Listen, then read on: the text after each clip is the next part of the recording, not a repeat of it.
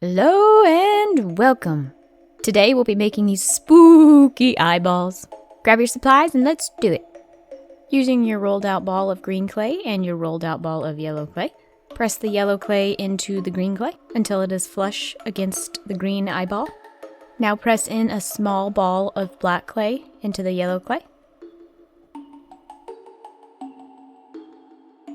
Roll out a lot of red clay into very thin pieces. Add them to the green parts of the eyeball.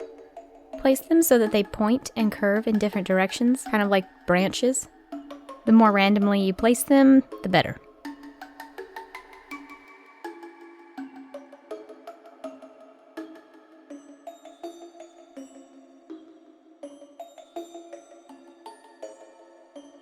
Keep adding them around the eyeball until you have as much or as little as you would like.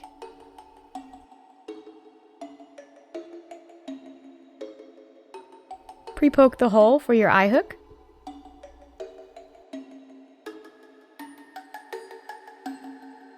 Now add on an oh-so-tiny ball of white clay for the highlight in the eye. Bake and resin. Glue in your eye hooks. Assemble your spooky earrings.